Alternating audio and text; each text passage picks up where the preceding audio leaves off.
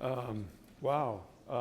Tough position to be in, sandwiched between two great public speakers and followed by what I know will also be two great public speakers. So I'll try and hold up my end of the bargain. My talk is similar to the previous two talks, not as much as Rob's as it is Scott's, in that I work in a national park, and so our management objectives and policy are very different than objectives on human-dominated landscapes. The Park Service philosophy, and Scott alluded to this but didn't explicitly state it, is to restore and preserve natural systems. So and the Park Service is very proud of that. And so that's a completely different approach to, I think, some of the questions addressed in this workshop. And so a lot of the data that I'm going to present are on just a couple different facets of wolf life that is of interest to the Park Service, but may be provided as a baseline for managing wolves in human-dominated landscapes. And I think it's important to note that the world is a human-dominated landscape, that national parks, as described in the Leopold report, and you might not know about those, but those are policy documents used internally for the National Park Service, are getting to be more and more vignettes of primitive America because the pressure of human population expansion everywhere. So the title of my talk, Managing Wolves for Naturalness, is a Park Service construct. That's our boilerplate policy. And then, does natural even matter? Because the previous two talks discussed that in depth, and how do we approach that? So that's the hook of my talk. So what I want to talk about is two things. One, what do unexploited wolf packs look like? What's their age structure? And I will present data from other studies, both published and unpublished, because oftentimes wolf age structure is not known. Because although Scott alluded to it very nicely, many studies don't record pack composition because you don't know the individual identities of the wolves. Well, we try very hard to do that in Yellowstone. And then the second question that I'll address does have some management implication, because as Carter mentioned, being involved with wolf issues for a long time, we lost a court case based on how well connected the three recovery areas, primary recovery areas. I don't want to leave out Washington and Oregon, but they've come online as of late. But the original primary recoveries of Idaho, Northwest Montana, and the greater Yellowstone area, we lost a court case because those three areas were not well connected genetically. And we published a paper in 2008 that Bridget von Holt led, and then one in 2010 that looked at the entire. The 2008 paper was just Yellowstone, and the 2010 paper was all three recovery areas, and it demonstrated that connectivity was not robust. So the second issue I would like to address is what promotes genetic connectivity between wolves, really in general, but between populations. So that's a thumbnail sketch of my talk. So if I run out of time, you've heard it, and actually here it is again. But what do packs? I realize this is a poor way of phrasing it, and we're in such a bastion of intellectual activity that I want to make sure that I don't anthropomorphize. But what do wolf packs want to be like? And it seems that there's some work that shows you perturb them, and they kind of go back to a particular state on their own. And so that's one question that we're addressing. And then the other one is how do you best manage for connectivity? And there's two competing hypotheses, and neither one have enough data to support or reject it. And those are kind of, biological intuition is a very important skill that you only get of years, decades in the field. And both of these hypotheses are based upon biological intuition. And one is that you, as Scott talked about, status of breeders and packs is very important. If you have both breeders, his data very eloquently showed that there's a greater probability that they're going to reproduce, although not necessarily. And if you keep those breeding relationships in place, we define that as social stability, that they'll have pups every year, and those pups born every year create what I call upward social pressure. So you have pups born, and it creates pressure for the previous year's offspring to leave. Some of this is guided by total population density, but that if you have a protected population that's near carrying capacity and you have many intact social units, that's going to kick out dispersers at a fairly high rate. So having areas, the management message would be having areas of light to no harvest produces this effect. The alternative, and again, there's not enough data to distinguish between these. I'm afraid to touch this to see it worked. Is to create social openings through harvest. Many of my colleagues believe that this is the best way to go. That's based on a gut feeling. But wolves are territorial. That's a very important part of their psyche, their natural history, their life history strategy. And for a new wolf to join a pack, that's very difficult. And there needs to be a social opening, a breeder position. And that happens both naturally and through human harvest by removing a breeder, because they avoid inbreeding, and so you take a breeder out and it creates an opening for another animal to disperse into. And there are examples of that working successfully as well. So that's the backdrop of my talk. That's the theoretical underpinning of what I'm about to discuss. So these are two types of pack structures. I kind of named these years ago, but they seem to be prevalent in nature, both exploited and unexploited. This is a simple pack, and that simply means that's just the breeders and their offspring, and that's it. This is a complex pack. Another way to view that is multi-generational. That's a breeding pair plus offspring plus yearlings plus 2-year-olds. And even sometimes there's been a lot of literature published on dispersal. 90%, 95% of wolves born in a pack are gone by age 3. We're finding even retention past age 3. So these packs are big, some of them over 20 wolves.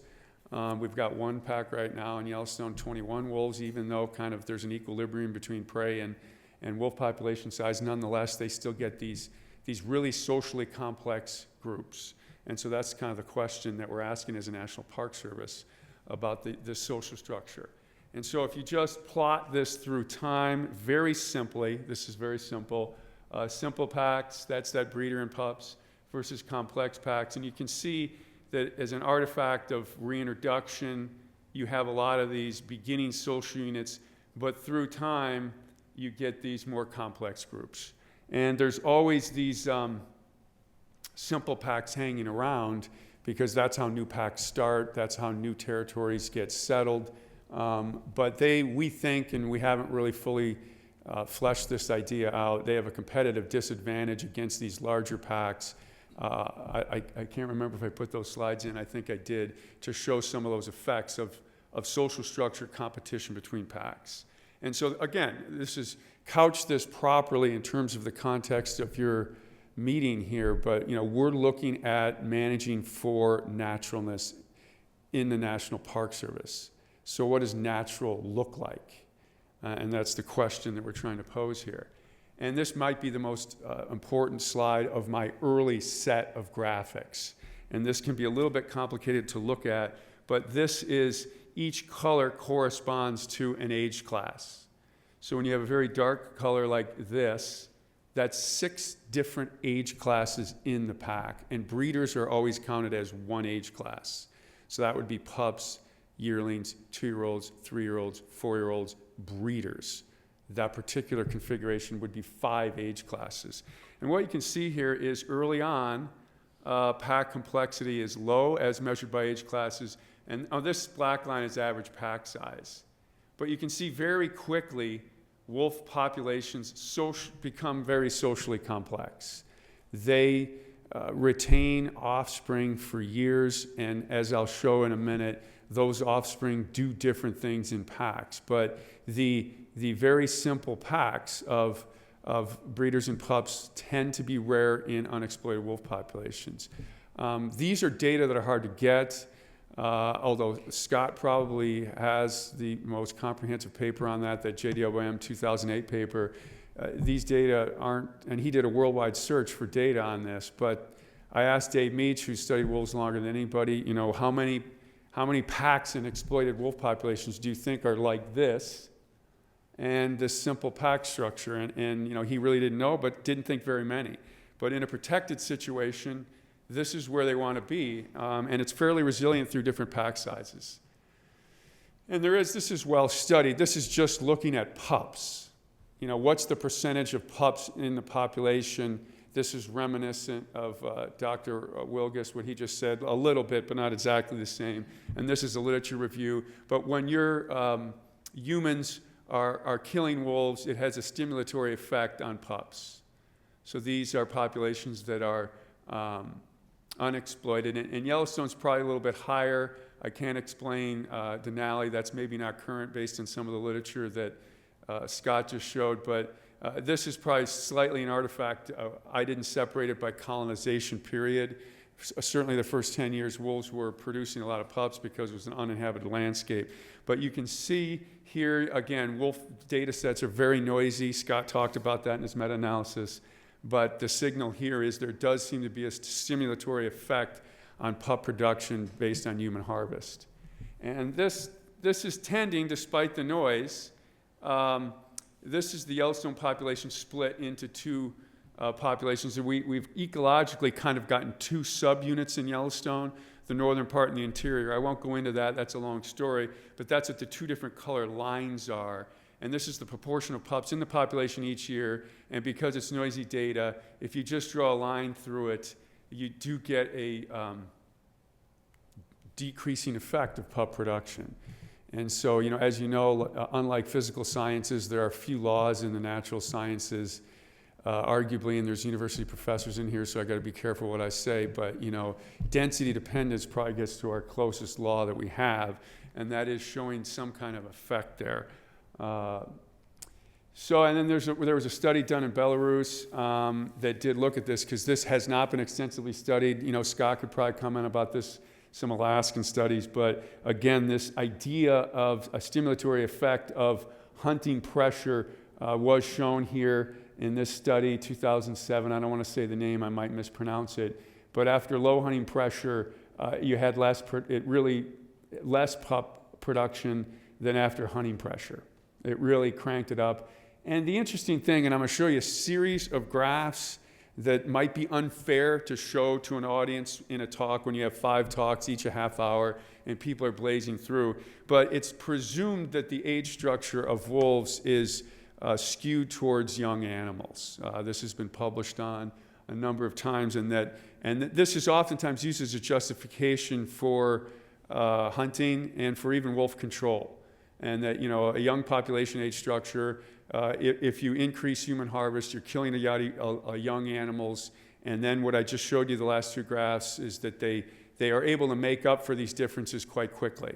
And so this is another underlying theme of wolf management everywhere, really. And Scott stated it, and I'll reinforce it. But wolves are highly resilient. They're adaptable. And there's an underlying, unspoken oftentimes idea is that you can throw a lot of management schemes at them and they'll be fine. They'll be okay.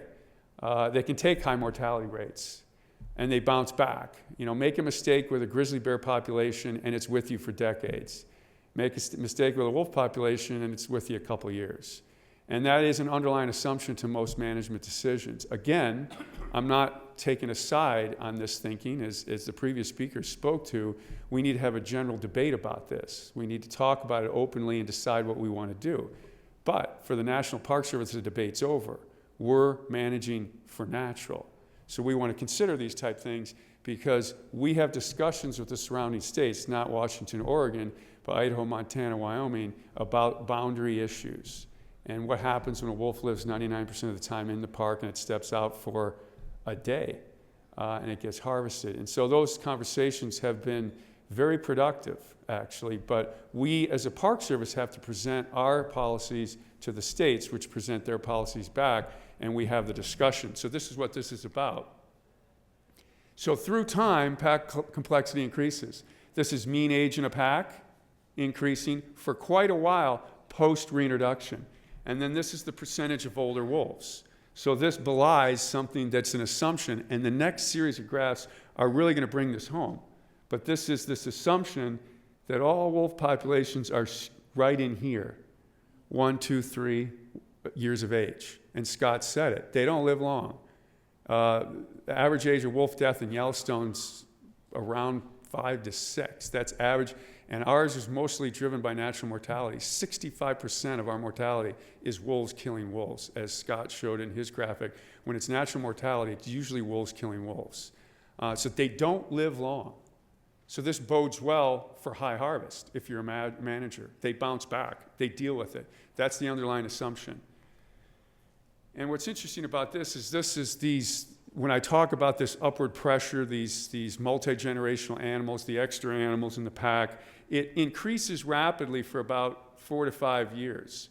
So pack complexity really increases. This is based on the age of the pack, not time period. And then it levels out, but it's still, this is kind of a break point, but complexity is increasing up to 10 years. And so you go into wolf population, a huge rationale for wolf control. A lot of wolf control has occurred in the North, Yukon, Alaska, other places, British Columbia. And the argument is, as soon as you stop killing wolves, within 2 to 3 years, you have as many wolves as you began. This metric has not been applied to those data, social complexity. And so again, I'm not allowed to make value judgments outside the National Park Service. I do talk with Bridget. This is not a decision that's based on entirely just what are the results. It's based on what society decides, a debate that we need to have openly. But pack complexity takes a while to sort itself out. And so this is a picture. This is how it shows how hard it is to ID wolves. You can tell these are pups, mostly because they're messing around. They look similar size to some of these adults, and this is, the alpha female worried about what the pups are doing back there. That's anthropomorphizing. That's not correct. Again, this left skew that I'm talking about when you plot age structures of wolves, what the argument is used is there's not very many old wolves at all, but this is a percentage based on published work. This was given to me by John and Rolf, and then here's Yellowstone. So it truly is not, these are wolves greater than 5 years of age only. And there's not a lot of these animals, but we are beginning to look at questions. And speaking to Aboriginal audiences, they look at me like, what's the importance of old wolves, even though there's not very many of them? And so we're trying to look at that. I'm sorry, the series of graphs looking at age structure is before those slides. I'm a little out of sequence here. And this is the age structure of Yellowstone wolves determined 2 different ways. Because the wolves, we're able to see them so readily throughout the year, both by ground and air, we can come up with an age structure based on what we get by looking at them. And so this is categorizing every wolf, whether it's radio-collared or not. And the non-radio-collared wolves, there are errors in that. We know that. You cannot identify a wolf to sex and age perfectly every time. But we think we do a pretty good job of that, and I won't get into the backing up of that. And you can see that corresponds to our radio-collared sample. So the light green is our radio-collared wolves only. That's the age structure of those animals that we've caught. And the dark are the observed wolves. So without getting into it in great amount of detail, those 2 bars are approximately equal. I don't have error bars on them, I should. But you can see that wolves can live quite a long time. And actually the record in the published literature is 13 for a wild free-ranging wolf. But a lot of people, what do these wolves matter? If average age is somewhere in here, average age of death, what about, do we really need those wolves out there? And here are other age classes. This is Minnesota. This is published. We think, although Dave did not, that this is an artifact of capture, that a lot of these animals are actually 1-year-olds because they aging inaccuracy when they're caught in traps and things like that. But I won't get into those methodological issues. But actually, a good number of wolves in these middle-age classes. This is also work done, and this is by Dave Meach, but this is Lane Adams, Bruce Dale, Tom Meyer. There's one other co-author on this, but this is Denali, the study that Scott talked about. And again, you do get this left skew. It really drops off at 3 years of age. And then this is Isle Royale, unpublished. These are unknown aged adults, so you can kind of start, they didn't know where to throw these in, but you do get this strong left skew again. Wolf populations are youthfully structured is the message. But what we're learning in Yellowstone, and I won't go into it, hunting behavior is strongly socially dependent, and there's a division of labor in the park. Females and young males tend to be speedier and more fleet of foot, so they tend to be more out front of a hunt, selecting prey, and the best killers are the big males. A fully grown male wolf is 20% larger than a female wolf, and it can take up to 4 or 5 years for a wolf to attain its maximum size. Now, it really doesn't appear that they really get big, a male wolf especially, by 3 years of age. And really, the first year of life, a pup gains about 80% of its maximum size in its first year. But the males, and this is partly just field work, to me look spindly into their second year. And it's really that third year they really bulk up. And when you see them do that, they really slow down. And that slowing down changes their role in hunting. Is the young males and the females maintain their speed, so they're better at pursuing. This is elk only. Bison are a different story. That paper's coming out in PLOS One I don't know how long it will take, but it was just accepted. But this is for elk only, and males have this stronger ability to kill prey. Okay, so the take-home message of that is if you scramble that pack structure, that doesn't mean they can't kill. That just means they have to adapt to a new style of killing, and they're slightly less efficient.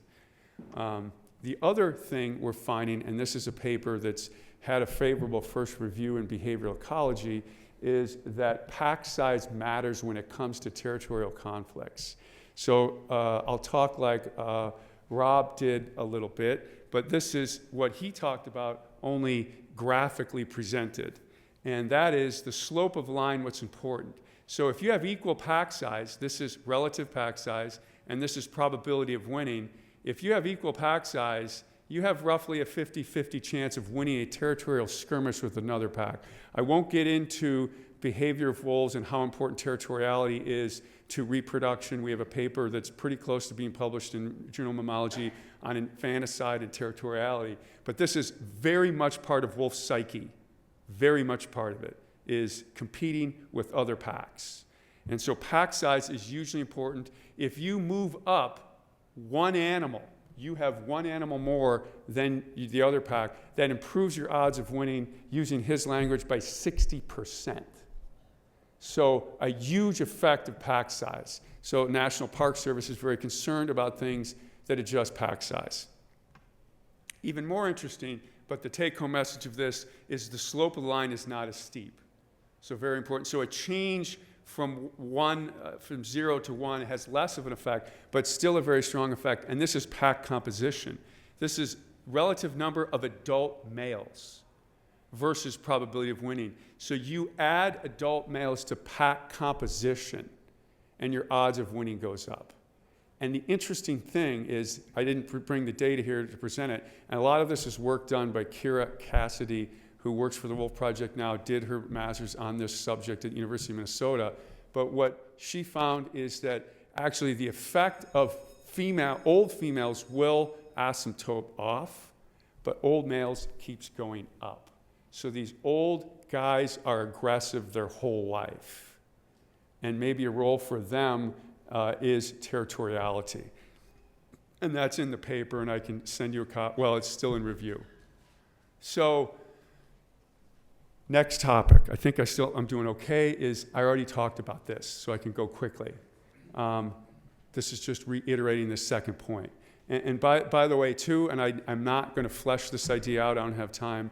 We are doing a study now in Yellowstone. Grant Teton's involved with it as well. It's one of those studies that you don't want to succeed at, but we are keeping track of every wolf that gets shot out of a Yellowstone pack.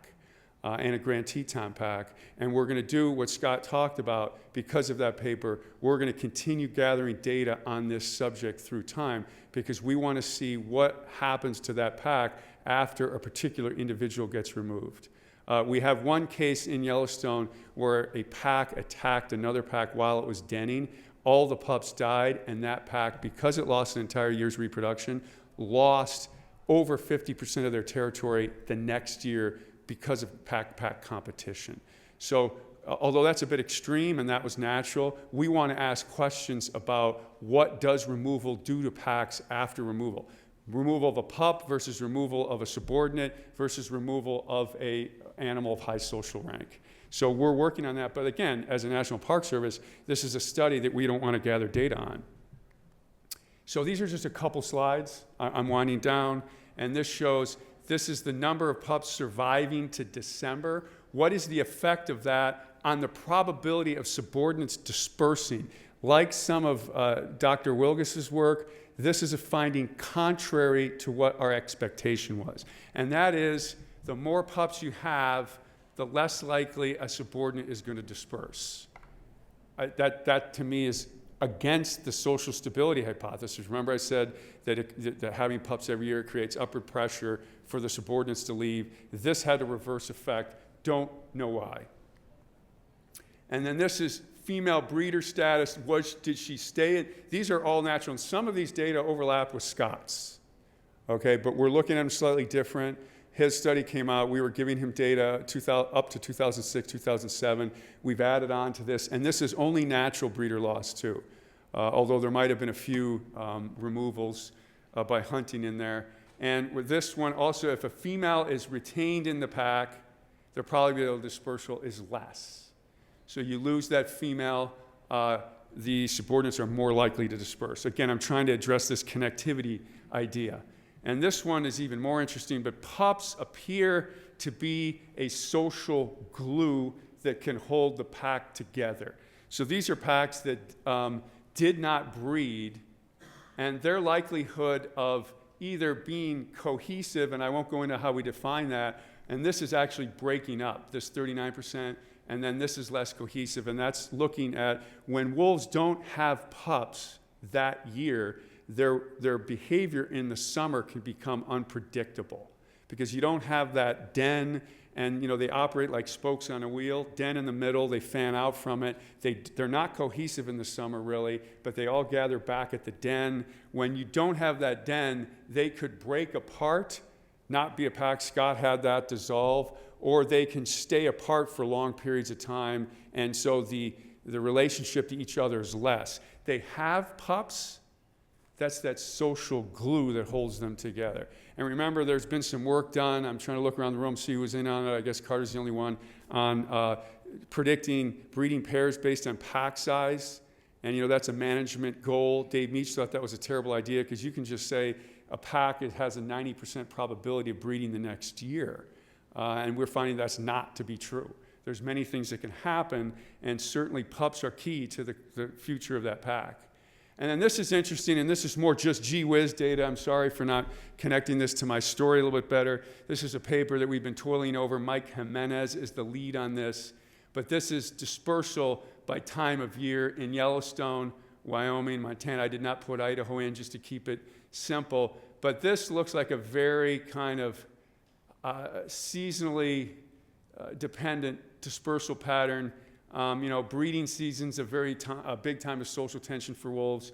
That's when wolves are moving around a lot. But there's no pattern at all to Wyoming and Montana. And I don't know why that is. I don't know if that's because of removals or what. But very different pattern for sure. We're still working on that paper, and Mike's the lead on that.